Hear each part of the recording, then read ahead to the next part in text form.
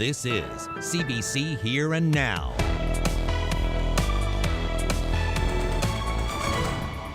We have just received confirmation of our first case of Omicron in the province. The person traveled from elsewhere in Canada and is in Eastern Health. Omicron has arrived in Newfoundland and Labrador. As more people return home for the holidays, travelers will start being tested. The good news is the weather is going to warm up. The bad news, this weather system's rolling in. I'll have all the details coming up. Pretty moving. It's humbling, I can tell you, because none of us know what's going to happen to us tomorrow. Nearly 2 decades of paying it forward to a family in need. Meet a woman who was there when the generosity started 18 years ago.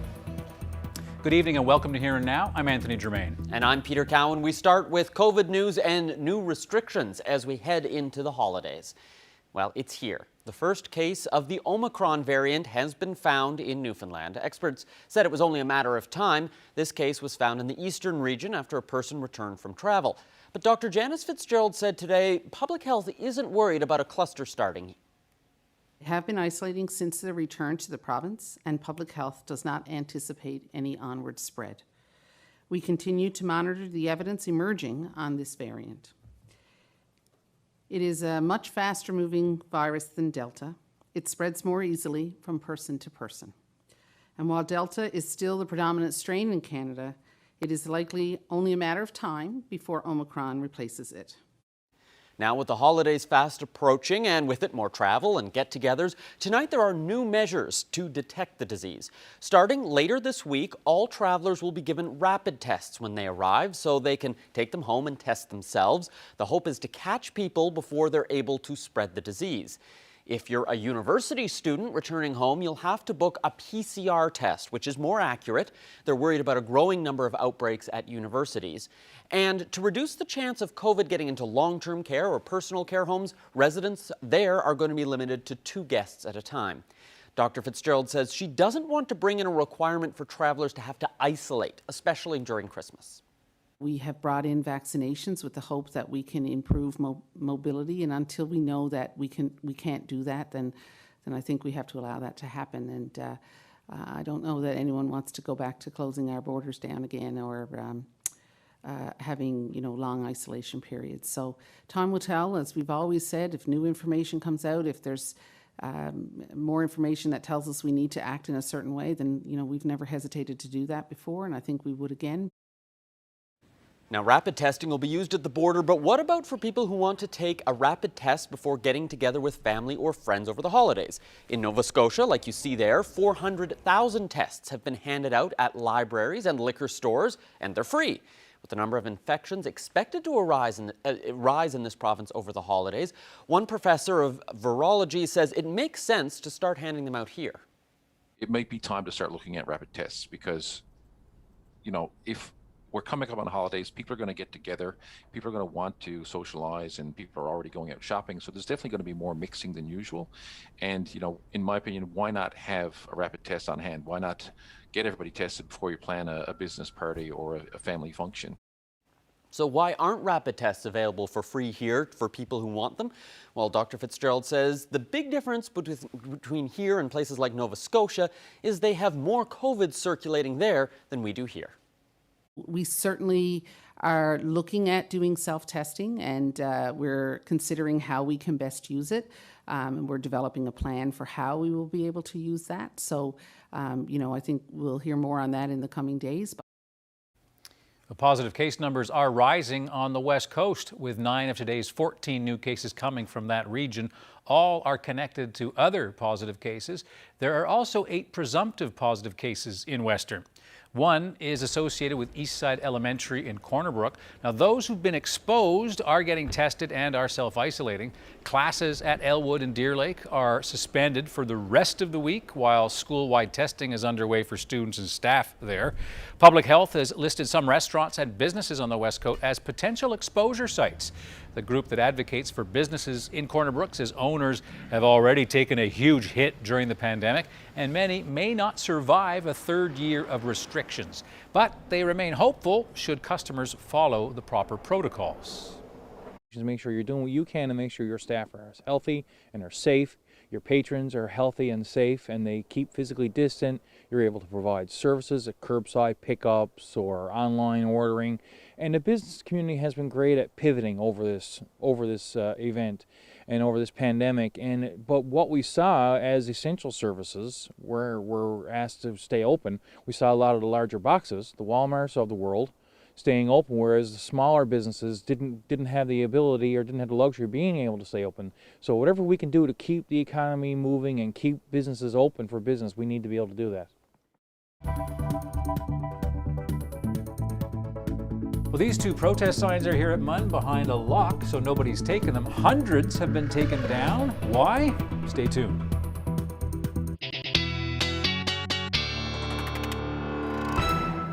All right, so we're looking, it's been a pretty chilly week so far, and then that cold weather is going to continue up in Labrador, the wind chill. I like how it moves, and I did that on purpose. The wind chill is going to keep it pretty cold up there in Labrador. I think it's going to be like minus 25 to like minus 26 there in Labrador West and into Central. Nothing that you fine folks are not used to. But it is going to warm up tomorrow into Friday, and that's because there's rain and snow on the way. So we're going to take a quick look. So this is the system that's coming in. As you can see, it's going to come in Thursday night, and it's basically going to impact the entire province in one shape or form. So it's going to start Thursday night, and it's going to hit, and as you can see, there's the blue and the green, which means that's snow, that's rain, and there's a mix. So what's going to happen is it's going to come across Labrador Thursday into Friday, and then it's going to come hit, I think it's going to hit down in Port aux Basques probably, we're saying I think it's Thursday night, and it's going to start as snow and then going to turn to rain. Now there's no numbers on this yet, but they are coming, and I'll have more details on this coming up later on the show.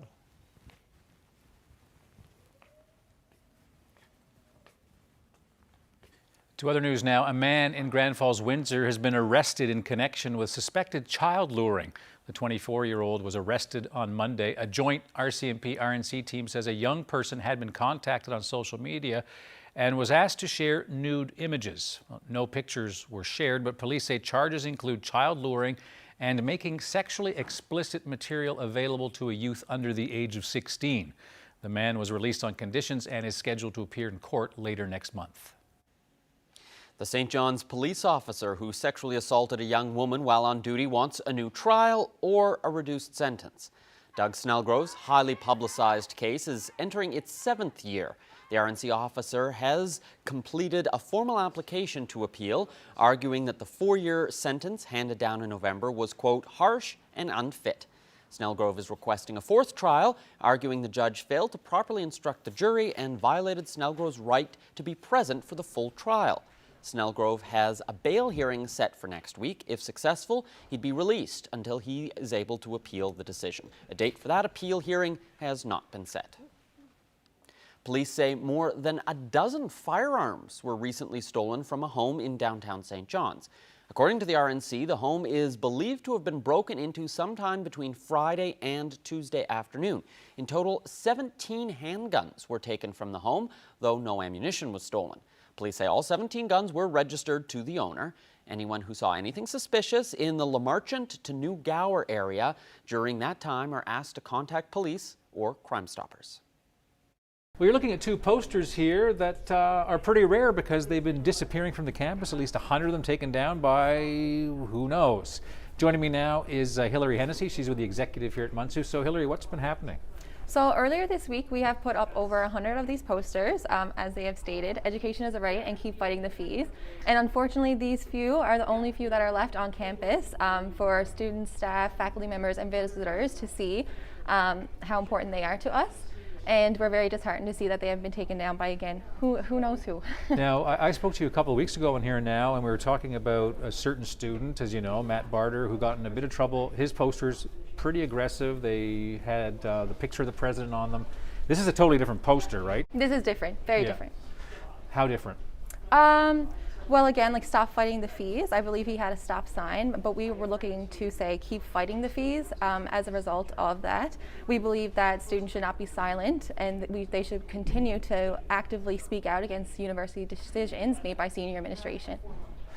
So what does this tell you? I mean, do we know? Because my understanding is Munn did put out a statement. We'll talk about that at the end of this interview, saying that they have nothing to do with this.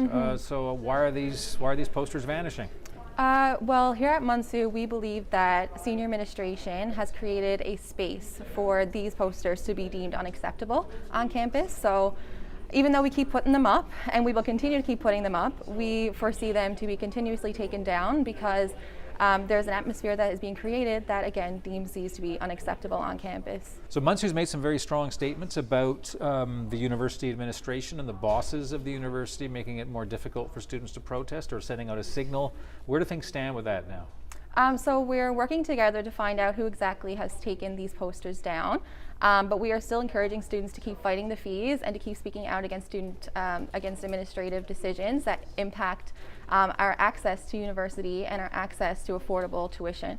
And just to be clear, in the hundreds of places where these have been taken down, other posters have been left where they were, right? They have been, yes. So it's as if these have been targeted. Yes.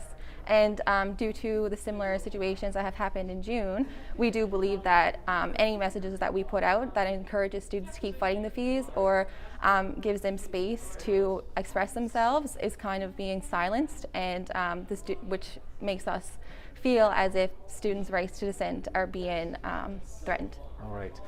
Hillary, good to talk to you again. Thank you. Thank you very much. Thank you very much. Thanks for having me. Now, MUN says it unequivocally supports students' rights to protest. In a statement, the university says there has been no directive from senior leaders to interfere with posters, and that MUN is investigating to determine what happened in this case.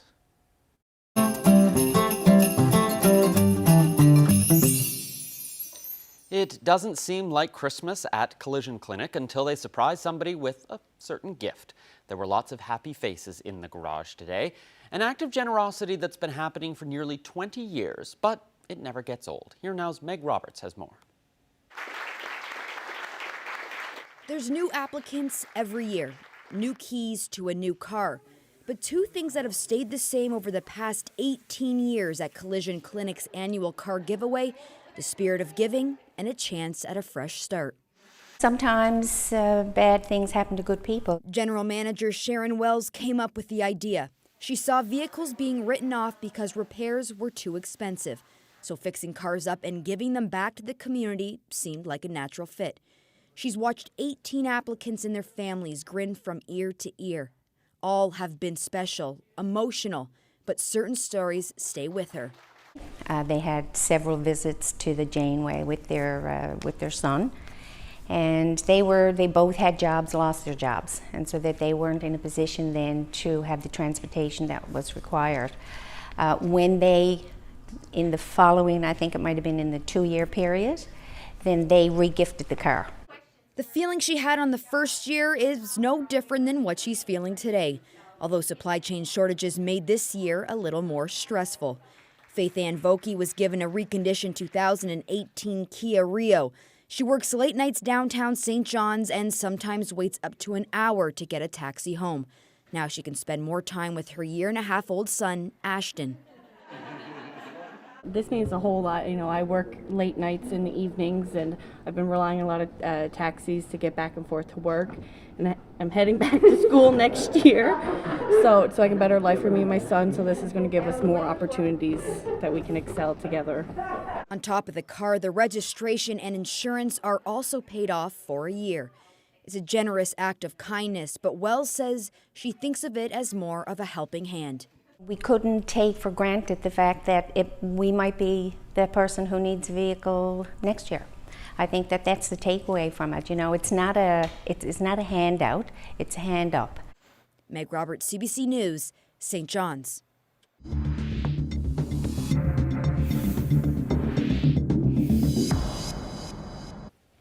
Well, of all the backlogs caused by COVID-19, there's one that squeezes small businesses and giant corporations alike. Shipping containers are the building blocks of the global supply chain, but this year, the links of that chain have been stretched and sometimes broken. Yeah, certainly have. And the cost of moving shipping containers has more than tripled, and that's spilling over to affect the cost of just about everything that we buy. Here now, Zach Gowdy explains. What does your couch have in common with your car? And probably with your clothes? And definitely with the device you're watching this on right now. Before they were yours, they all took a ride in one of these. A shipping container is a big metal box, nothing fancy, but the modern world is built on them. All goods globally all travel by shipping containers. It's a web of supply and demand around the globe, and these shipping containers go to one spot that has demand, and then that gets filled with supply that needs to go to another place with demand. But that web of supply and demand is being stretched and broken. Now these big metal boxes are at the center of a global crisis hitting large corporations and small family-run furniture stores. I would have never thought to see some of these huge delays and price increases because of something like these containers. I've seen so many of them come into the harbor here on the boats, and you never think there's a shortage. That shortage is yet another consequence of the COVID-19 pandemic, a crisis within a crisis. But even if the pandemic ended tomorrow, the problems with shipping containers wouldn't end with it. Usually when prices go up, we don't tend to see them go down. From what we're seeing, it could take a couple years before we even get back to any normalcy.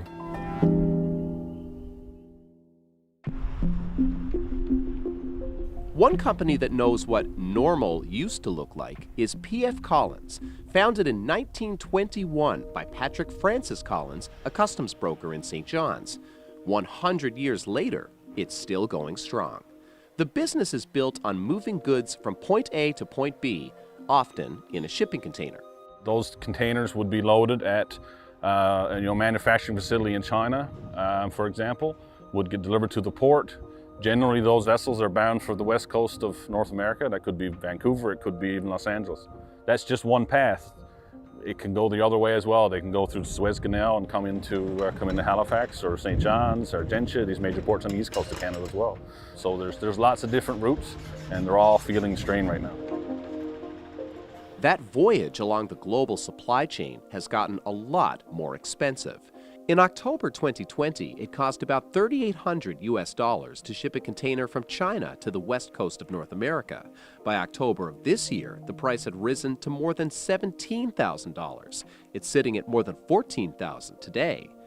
Why the price hike? The simple reason is COVID. Look a little closer, and there are lots of reasons, but they all fit into one metal box. There's just been a general increase in demand on these containers, and they haven't been able to fill them with the supply. That's just one piece of the puzzle as well. As rich countries opened up, demand for goods went up too.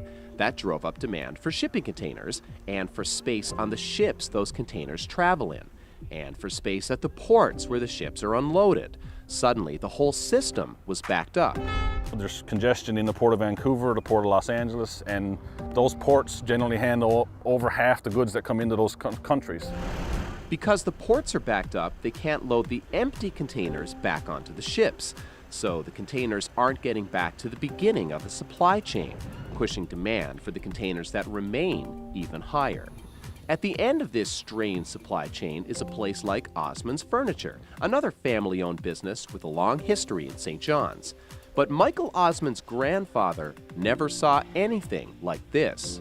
I wake up almost every day, every week to a new price list, a new notice from the suppliers as well, whether it be, the containers have gone up, so we have to implement this much and we regrettably have to pass this along. Just last month, our biggest upholstery manufacturer put a pretty sizable surcharge percentage onto the cost of everything being produced after a specific date. This surcharge was directly linked to textile that comes in giant rolls by container. Of course, the fabric is just one part of a couch. Every other part travels by container too. There's the frame, there's the spring components, there's the little tiny plastic clips that attach the spring to the frames, and although it's a little tiny plastic clip, if that tiny plastic clip is delayed, then the product in Canada is going to be delayed the exact same amount of time or more. It's a microcosm of our interconnected world. A plastic clip in China affects the price of a couch in St. John's. The delays and price increases get passed on at every point in between until it ends up with you, waiting longer and paying more. Companies like Osmond's and P.F. Collins do what they can to take the hits. by absorbing some costs, by dropping some parts of their business altogether. But the problems are stacking up, one shipping container at a time. Zach Gowdy, CBC News, St. John's. Won't see many shipping containers on the parkway today. Now, as you can see, a little bit of snow fell today. Few flurries still flying, but we'll have more of what's in the forecast coming up after the break.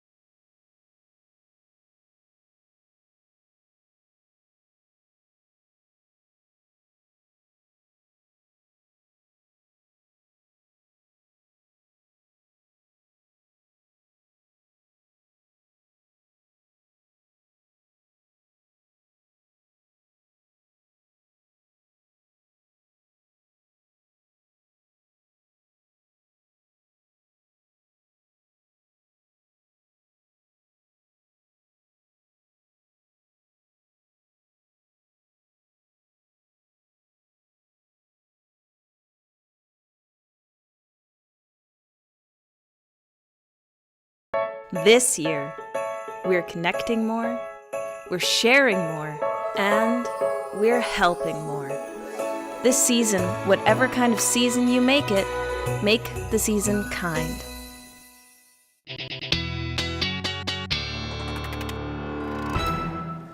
Jeremy, we're on the winter roller coaster. We certainly are, Peter. Is it going to be cold? Is it going to rain? Is it going to be cold again? You know, man, I can say yes, yes, and yes. Obviously, it was cold. There's something for everyone, or something for no one, depending on It's like a mixed bag of weather this week, the last couple of days. This is my last night filling in for Ashley. But yeah, it's been a mixed bag. It's going to be... It's cold, it's going to continue to be cold, then it's going to warm up, and then it's going to snow, and then it's going to rain. We just don't know how much yet. But let me just walk over to the weather map here, and we can look at what the high temperatures were today. So as you can see, hang on now, let me just get in place here. Magic. That's so amazing.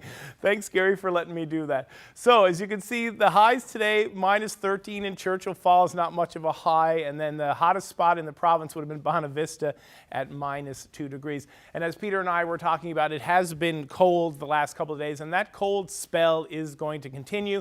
It's the wind chill that's making it feel a lot colder than it is. Like if we're looking up here, I think Nain, that's a minus 11 today, but overnight it's going to get even colder, and we'll take a quick look at those temperatures there now.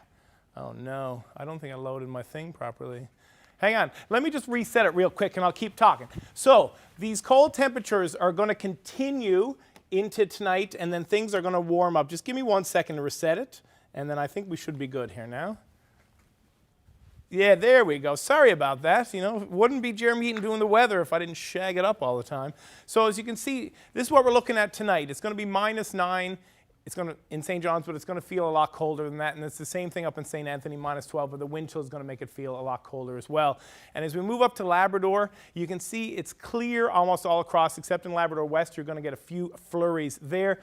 But like this minus 15 up in Nain is going to feel a lot colder, like minus 22, minus 23 with the wind chill. So, you know, I'm sure people who live there are well used to that weather, but it is good to point out that it is starting to get colder because we are a little bit of a cold snap here for mid-December. Now, this is the bad news. So Wednesday, things are going to be good. As you can see, Thursday, it's going to be pretty clear. Now, there's a bit of cloud coming in over the west coast of the province and western Labrador into Thursday, and then temperatures are going to warm up. But then things are going to take a turn Thursday night into Friday, and we'll get into that in a second. So tomorrow, what are we looking at here? Some flurries in St. John's. Marystown, you're going to see a little bit of sun. It's going to be minus 3 degrees. Bonavista, Vista, minus 5. But the sun is going to be there. And as we move into central Newfoundland, Twillingate is going to see a little bit of snow up there, but you're sitting at minus 5. And Grand Falls winds are also minus 5. But the sun is going to come out, which is good. You might want to get used to that because you probably won't see it for a couple days after that. Southwest coast all the way up the west coast, you can see there's sun, cloud cover, and a little bit of snow for Corner Brook and Gross Mourne. Now, I think Gross Mourne got a centimeter or 2 today, which is probably welcome up there in the park. And as we work our way up in the northern peninsula, the cloud sort of dissipates, and it's going to be clear tomorrow in Cartwright and the Straits, and almost all across Labrador, except when we get into Churchill Falls. And again, a few more flurries there in Labrador City. But I think this is what we're looking at here, and I've got this on a loop, but you can see starting Thursday night, it's going to move into Friday morning, and you can see this system here is just going to bring snow and rain, and it's this here. So you have the yellow, which is, the pink is a mix, the yellow is a lot, the green is rain, and the blue is snow, and that's going to push all the way across. So I thought I looped that, but I guess I didn't. So it's going to start to come in Thursday night, and it's going to start in Labrador, move across, and it's going to start in Port aux Basques, and it's going to move all the way across the island. Almost everybody in the province will be affected by this system. Now, I spoke with meteorologists in the Gander weather office today, and they don't really have amounts on what this could bring or when it's going to change from snow to rain, but that's going to happen on the island of Newfoundland. It's going to start as snow, and then it's going to move into rain. Gander, you're going to be at the center of all of this, so they don't have amounts. If they were, best guess from them would be about 10 centimeters, but Ashley will be back tomorrow, meaning she could bring a more thorough forecast. Maybe not the magic tricks that I have, or the jokes that I have, but she'll be back to have more on this, and I'll tell you a little bit more about what's going to happen in the long-range forecast later on in the show.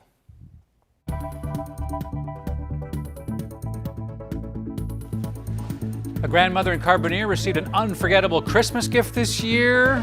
It came from a complete stranger. Carolyn Stokes has that story for you.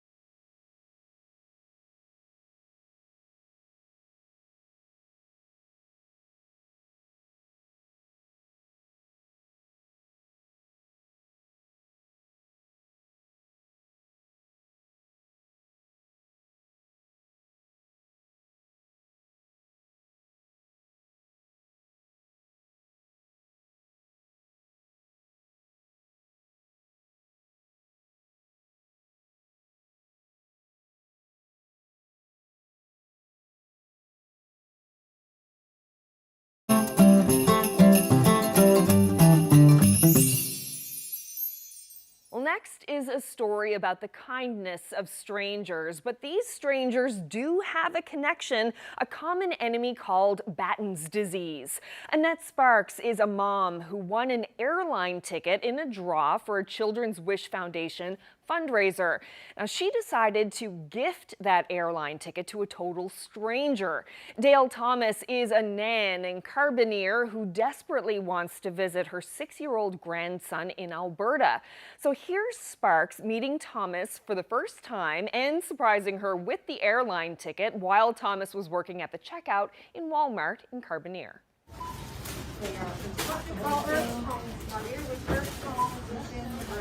I know this.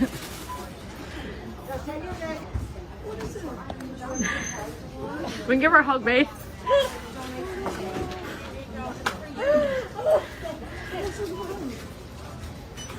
That's all for you. I don't know what to say. All you got to say is woohoo! And joining me now are Dale Thomas in Carbonear and Annette Sparks in Shearstown. So that was such an emotional video. Dale, can you start us off by describing what was going through your mind when this complete stranger handed you that card and you realized what was happening? There's no words to describe it. I was at a loss for words. I just couldn't believe what I was reading. Like that. The card was so beautiful. On the outside, it started off, presents under a tree, family around the table, love in your heart, and a trip to Fort McMurray. It must have taken a moment to sort of process what was happening. I know, really. You know, I said, oh my God. Yes, I was never expecting that in a million years. And can you tell us about your grandson, Madden, in Alberta? Why is this trip so important for you? Madden is regressing all the time. It's slowed down a bit now because he's receiving his treatments. But every time I go up there, I see a big change in him. Like, he used to call me Nan. Now he can't talk to me. He don't call me Nan anymore because he can't say it. So it's a big change, and like, I'm missing so much. I just want to spend as much time with him as I possibly can. Time is precious. Yes, it is so. Can you tell us what Batten's disease is? Batten's is a neurological disease that takes away our little children. It takes away their ability to walk, to talk, to eat, to communicate. It's a relentless disease. Madden was diagnosed December 12th, 2019, it's 2 years ago. I get to see Madden every night through FaceTime. That's the last thing I do before I go to sleep at night. I have to FaceTime Madden. I have to see for myself that he's okay before I can settle down and go to sleep. But he's having a good day. Every day Madden has a good day, we all have a good day. Annette, can we go to you and can you walk us through how all of this came about? How did you find out about Dale's situation and about Madden? And why does all of this mean so much to you? Well, I've been following Madden's fight on Facebook, and I had twin girls, Rebecca and Andrea. We call Rebecca Becky, and they were diagnosed with Batten's disease in 2005. At the age of 4, and both girls passed away in 2008. Andrea passed away in January, and Becky passed away in December of 2008. And I guess just over the years, I've been following other families, and I've been following Madden. And just on Friday past, December 3rd, was the anniversary of Becky passing 13 years. I was out walking, as I do, and I don't know, it just came to me that I gotta help, and Madden just came to me, and the girls were with me, and it was emotional, and I just felt that I had to give Dale this ticket to go and spend time with Madden, because I know where they are as a family, and I know that she needs to go and spend time, and not only with Madden, but Heather needs her mom, and Jada needs her nan, and they just need to have some family time. And it was more important than for me to have the ticket. It was more important for Dale to have the ticket to go. We saw Dale's happy tears in that video when you gave her the card. But Annette, how were you feeling in that moment, knowing that you were giving such a precious gift? Well, I felt like I could have jumped to the moon because I just felt so proud that I could help Dale. Because I mean, I was fortunate enough that I had my mom and my mother-in-law nearby, and I had a lot of family. But when I left Walmart that day, I'm sure I could have jumped to the moon. I was just so proud, and I was so overwhelmed. And I've just been so overwhelmed ever since with people, you know, talking about humanity and how, I mean, this is what Christmas is all about. And I didn't think that this was going to happen. I just thought it was going to be, you know, seen by my family and friends. But a lot of people, a lot of positive have come from this. And Dale, you know, it's really nice to bring you both, you and Annette, here together to share this story with us. But Dale, do you have anything that you would like to say to Annette right now? Oh, Annette, you are definitely my Christmas angel. Past 2 years, I've had to dig deep for my faith. But I'm telling you, I've regained my faith now in you. Thank you so much. Thank you. I'm honoring my girls too, so that makes me feel really good. Well, Annette Sparks and Dale Thomas, thank you so much for this. I wish you both the very best. Thank you so much.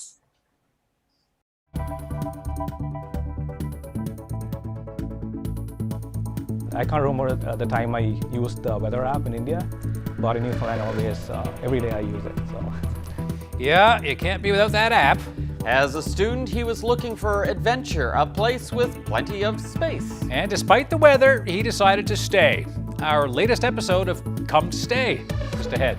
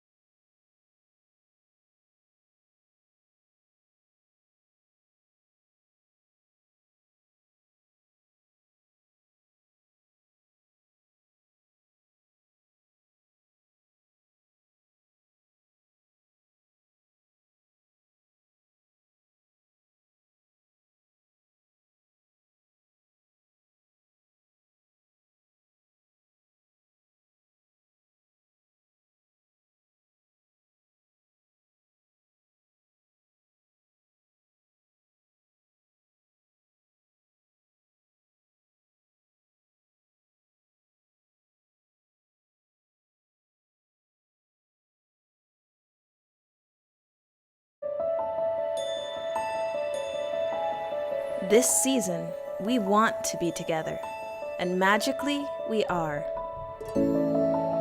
That magic, that energy, what we're doing is actually making a difference. You have the right to eat. You have the right to food. We feel a real responsibility. We've been in this community for a long, long time. This season, whatever kind of season you make it, make the season kind.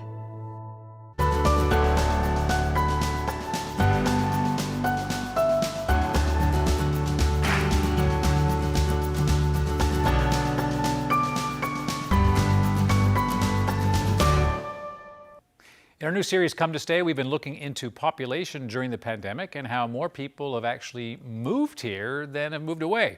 And tonight, we're heading downtown to meet someone who came to St. John's as part of the growing tech sector. And as Chrissy Holmes learned, he's come a long way to find his dream home and an office with an ocean view. I'm from Bangalore, which is a mega city in the southern part of India. Our population is about 8 to 10 million people. And it is very dense, and I would call it a concrete jungle. I was working with a company called KPMG. It's a consulting firm at the time, and to move up the ladder, it's almost a requirement for you to have an MBA. And I wanted to do an MBA, and I was searching for programs outside of India, and I found out about Newfoundland and Memorial University.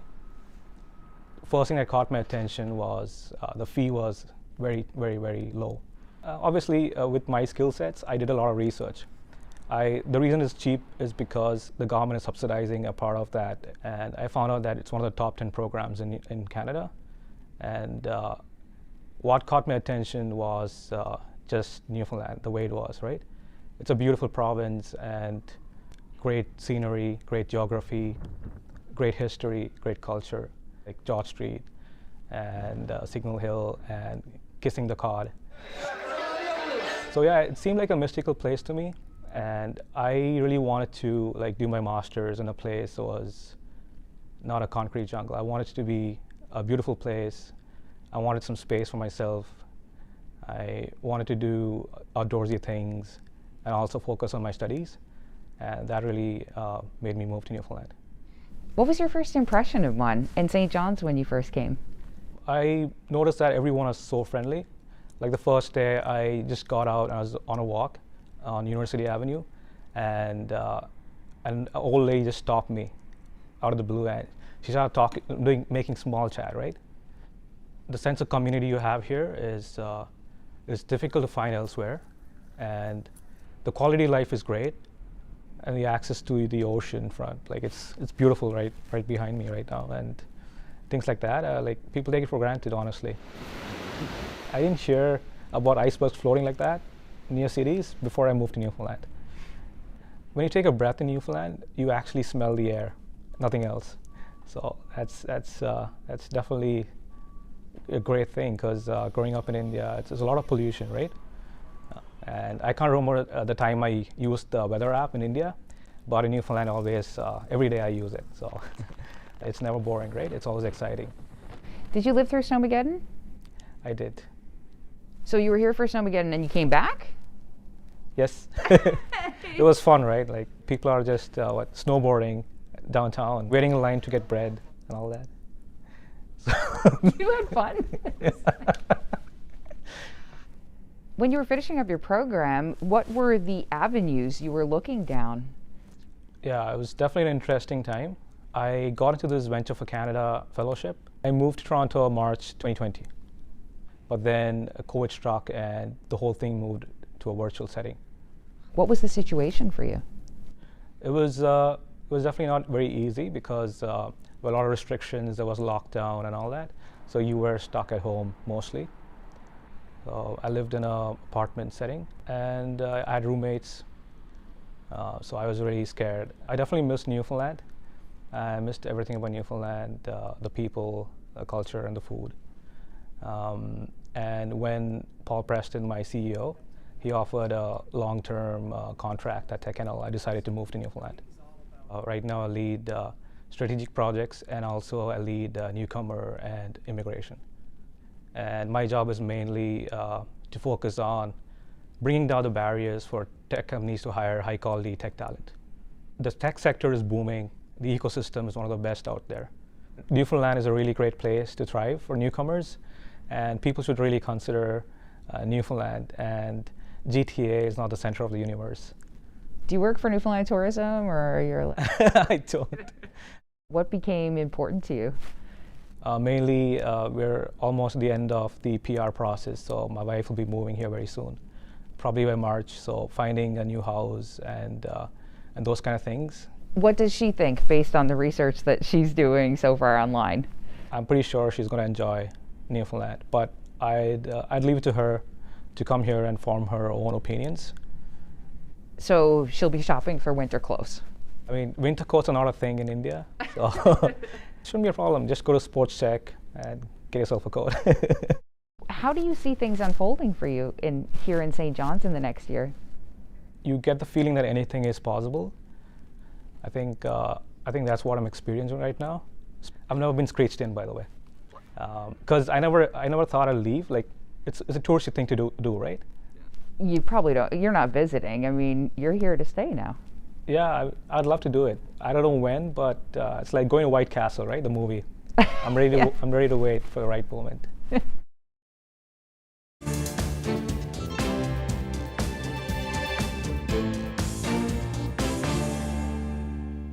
The federal government is introducing more measures in an effort to control the spread of the Omicron variant. The health minister says the highly transmissible variant is now spreading in communities here and just about everywhere else in the world, so Canadians should just stay home.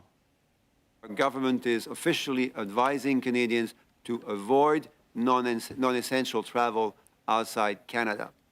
To those who were planning to travel, I say very clearly, now is not the time to travel. A key concern is that Canadian travelers could get stuck in other parts of the world.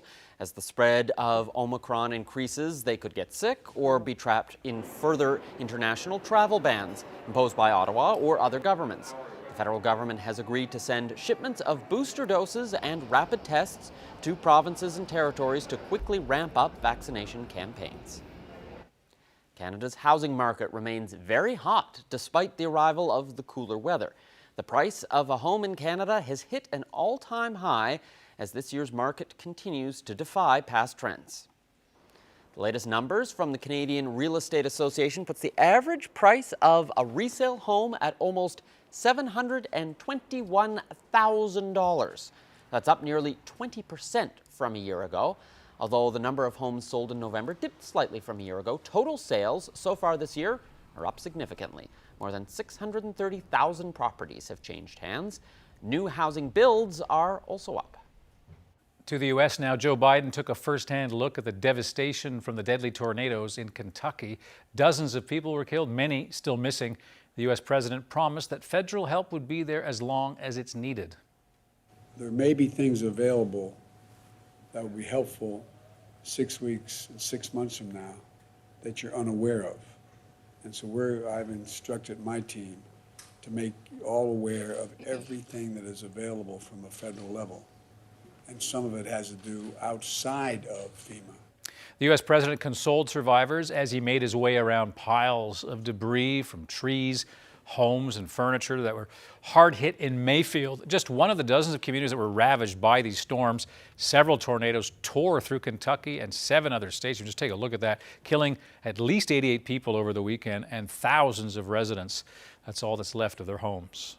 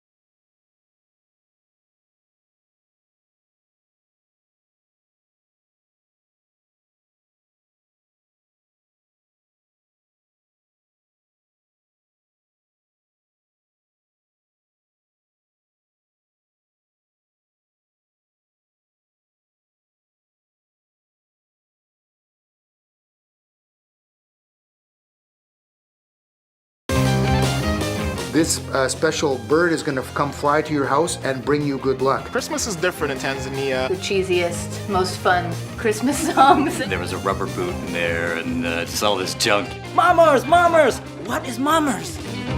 Spreading that tradition, sharing it with our friends. A little bit of joy and a little bit of dancing. It took me forever to try to figure it out, but... Not much has changed, Brad. No.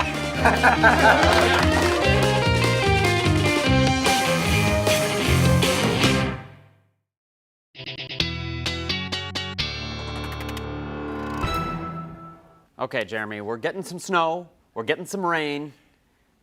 We just don't know how much of one and how much of the other right now. You know, like, I'm big on the big picture. The details, not there yet because they're not available yet. We still got a couple of days to go, so... It's only Wednesday, right? Tomorrow's Thursday, and as we all know, Thursday is Friday's best friend. But yeah, so Thursday night and Friday things could get a little bit messy, but let's just take a quick look at what temperatures we're looking at tonight, because it is going to be still cold as it has been the last couple of nights, and that's because the wind chill is dragging these temperatures that you see on the screen down even further, making it seem a lot colder than it really is. So this minus 19 in Happy Valley Goose Bay will feel a couple of degrees cooler due to the wind chill, and that's something that you'll see all across the province today. But tonight, you know, the hot spot will be Port aux Basques, and it is going to warm up a little bit into tomorrow and then getting into Friday. But let's just take a quick look at this system here now. Oh, my goodness. So the system is not, the WSI system is not working. And the WSI system is the thing that creates the graphics. But it's not been working for me today, and without the graphics, I'm really nothing. And so I've had to reset it again and again. And yeah, no, hang on one second. I'll get it back here. So basically what we're looking at here is, just give me 1 second here. Now see if I can get this one up to come up. Yeah, no. So we're at a little bit of a standstill tonight because I'll just bring up the previous one and we can just try to see what's going to happen, and I'll just riff over this for a little bit. And people are going to be like, I'm so happy that Ashley's coming back. Anyways, I'm having great difficulty with the program that runs this, so I don't know if there's anything we can do to get out of this, unless, of course, hang on a second. I figured it out. Ha! The battery died. Oh, I'm never going to live this one down, that's for sure. So let me just bring this back up and we'll rush through this really quick. Oh, man, I'm so embarrassed. So there's this little clicker, and this is the thing that makes it go, and there's a backup one, but the battery died and I didn't realize it. So here's what we're looking at. This is the, thank you, Anthony. Anyways, it's a different battery. You need a 9 volt. Anyway, so as you can see, this is the precipitation that we're working at. I'm gonna have to rush through this real quick. So it's gonna start to bring it in Thursday into Friday morning. That's the third time that we've had battery issues on the show in the last couple of days, and I apologize to Director Gary for that. So as you can see, it's going to come Friday morning, it's going to move across, and there is the snow, and it is going to turn to rain, and it is going to be a little bit messy on Thursday all across the province. So the look ahead there, as you can see, there's a lot of snow icons. It's that snow-rain mix that you're looking at. Central is probably going to get the worst of this system that's coming in, but there's no amounts there yet. So let's just blast ahead. As you can see, there's a lot of colors here. The blue is the snow, obviously, and the green, and that's going to work its way up Friday at 9 p.m. So it's going to start Thursday overnight, and it's going to continue almost all weekend. So if you're going to hang your Christmas lights, this weekend's probably not a good time. Now let's just take a quick look at the long range here. As you can see, these are some of the temperatures for the central region there. There you go. So we can see Friday and Saturday, it's going to warm up, but it's going to be... And I'm all over, but just ditch this. Let's just cut it out, Gary. Okay. Beautiful sunrise there. That picture is like 3 weeks old. Can we get rid of that picture, please? And now we can. So, yeah, you know what, man? I'm just gonna take a pancetta and get out of here. Anyways, sorry about my apologies. Ashley will be back. Everything will be fine tomorrow. Thanks for joining us, everyone. Have a great night. Good night.